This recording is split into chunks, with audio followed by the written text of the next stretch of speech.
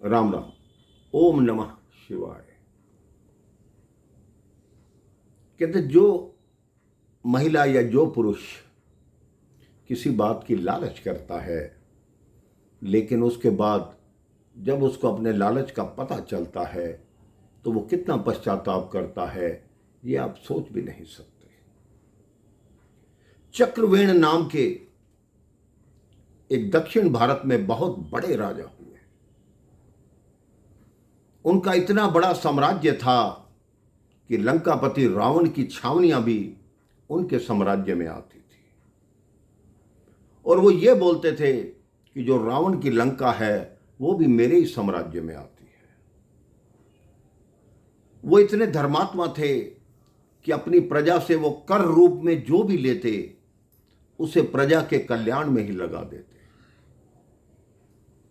अपने लिए कुछ नहीं बचाते।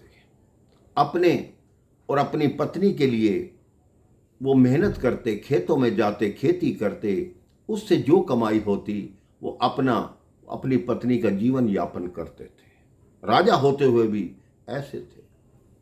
उन्होंने मंत्रियों को भी कह रखा था कि अगर मेरे यहाँ कार्य करना है, पारिश्रमिक नहीं मिलेगा, मेहनत करो, कमाओ खाओ, रहना चाहते हो रहो, नहीं रहना चाहते तो जाओ। लेकिन उसे कोई मंत्री छोड़कर नहीं जाता था, क्योंकि वो इतने धर्मात्मा राजा थे। एक दिन उनकी रानी के मन में आया कि मेरा पति राजा है और रानियां तो इतने गहने पहनती हैं, इतने आभूषण पहनती हैं।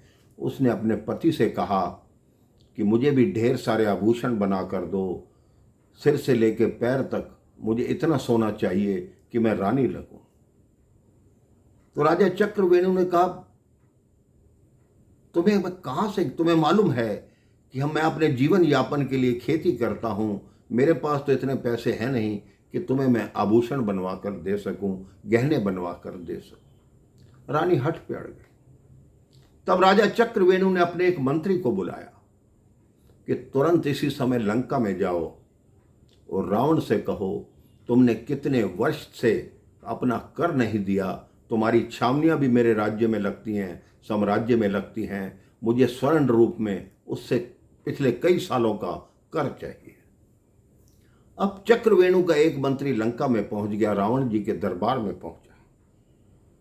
उसकी बात सुनकर रावण जोर जोर से हंसने लगा। कह रहा, तुम्हारे राजा की क्या सामर्थ्य मेरे सामने, मेरे पूरे नवग्रह काल इंद्र मेरे बंधे पड़े हैं और तुम कहते हो मैं कर दूं? मैं नहीं दूंगा कर। वो चक्रवेणु का मंत्री बोला, एक रात सोच लीजिए, कल मैं फिर आपकी सभा में आऊंगा, उसके बाद आप निर्णय करना कि मुझे कर देना है या नहीं देना।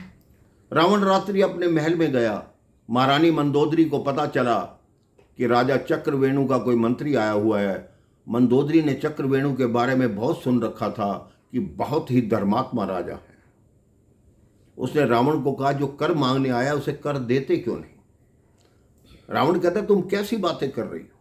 एक राजा कहने मैं उसको कर दे दूं, मैं उससे डर जाऊं? मैं संसार में मेरी बात ऐसा कोई है ही नहीं जो ना मानता हो, उसकी क्या हिम्मत?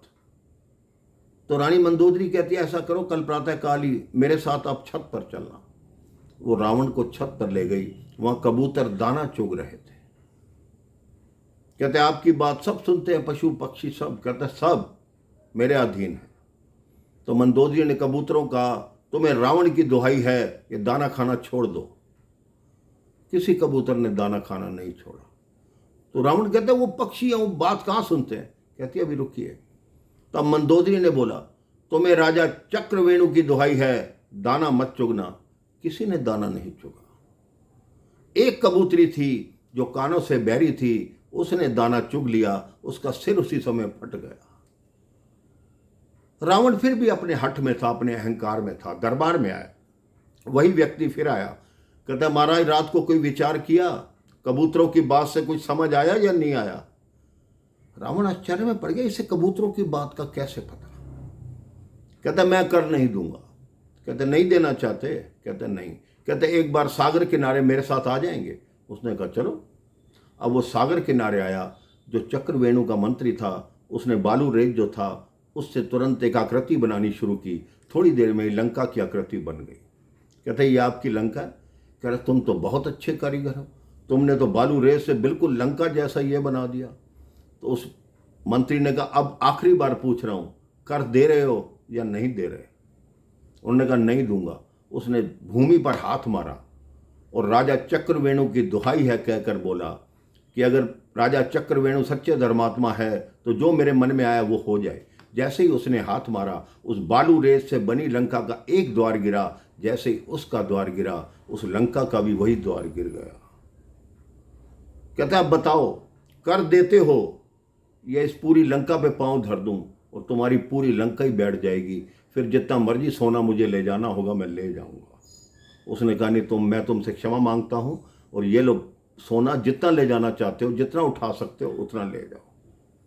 अब वो मंत्री राजा चक्रवेणु के पास आए, उसे बोला ये लो महाराज स्वर्ण। राजा चक्रवेणु ने कहा वो महारानी को दे दो, मैं इसको हाथ भी नहीं लगाऊंगा।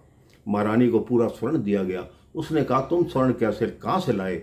उन्होंने कहा रावण से कर लाया हूँ। कहता रावण ने कर दे दिया? उनको सारी बात बताई। रानी की आंखें खुल गई कि मेरा पति इतना धर्मात्मा है, मेरा वास्तविक गहना तो मेरा पति है। मैं ऐसे संसारी गहनों में पड़ गई थी, मोह माया में पड़ गई थी। उसने मंत्री को दिया, जाओ ये सारा स्वर्ण रावण को वापस करके आओ, मैं अपने पति से क्षमा मांगूंगी। ये कथा छोटी सी है लेकिन हमें ये बताती है कि लालसा में पड़कर कभी ऐसा प्रयास नहीं करना चाहिए जिसके लिए आपको बाद में पश्चाताप करना पड़े। राम राम, जय श्री राम, ओम नमः शिवाय।